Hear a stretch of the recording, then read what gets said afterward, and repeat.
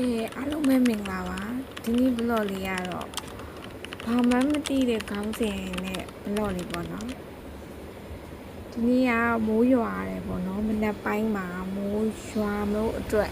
မိုးအုံနေတဲ့အချိန်မှာပဲမီးကပြတ်သွားတယ်လေးပါတိုက်နေရအဲ့ဒီအချိန်မှာလေးတိုက်တာပဲကြည့်လိုက်မှာမိုးကရွာပြီရွာမှတဲကြီးမဲ့ကြီးတားဖားနှစ်ယောက်ကဘာလုပ်နေလဲဆိုတော့ချစ်ချင်းငယ်ပြိုင်နေကြရမှာဖေရအရန်စတမီးရလည်းတစ်စမ်းမှအစမခံဘူးကြည့်လိုက်တဲလုံနေကဲလုံ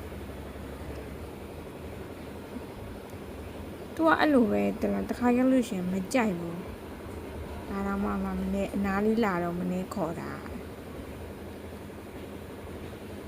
မီးပြက်နေရဆိုတော့ဆိုလာမီးနေပေါ့နော်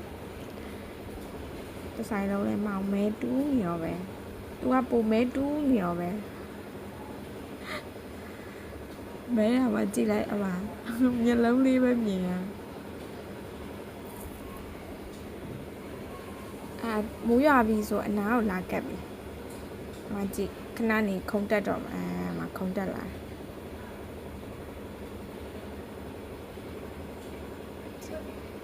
ရမ်းချစ်တာသူ့မေကိုရမ်းချစ်တယ်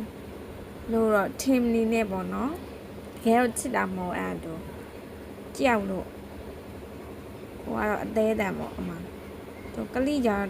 ကလိနေရမရှိရင်တခုခုကလိနေရမှာဆိုတော့သူအသေးတွေရလို့အမတော့ကလိနေရတော့မကြည့်လိုက်လုံးမအကြည့်မခံခဏနေတော့အောက်ကဆင်းသွားလုံးမမရသူကတော့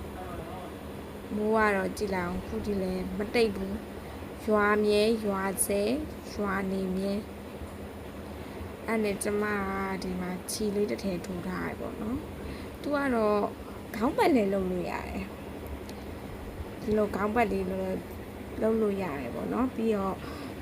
စတိုင်မန်တွေဘောင်းမီတွေဂျမောင်းမီနဲ့ဆိုရင် stylish လုပ်ပြီးတော့ဝတ်လို့ရတယ်ပေါ့နော်ပြီးတဲ့အခါကျရင်ခုခေတ်စားနေတဲ့ crop top လေးပေါ့နော်ညီမကတော့ဒီ royalty အင်ဂျင်နဲ့ဖြစ်နေတော့တိခတ်ပြီးတော့ကြည့်ကြပေါ့အဲ့လို crop top လေးလည်းဝတ်လို့ရတယ်ပြီးတော့ဒီလိုမျိုးနောက်တိုးချီလဲပေါ့နော်အထက်က bra ရှင်ပြက် bra နဲ့လည်းဝတ်လို့ရတယ်တော်တော်လာတယ်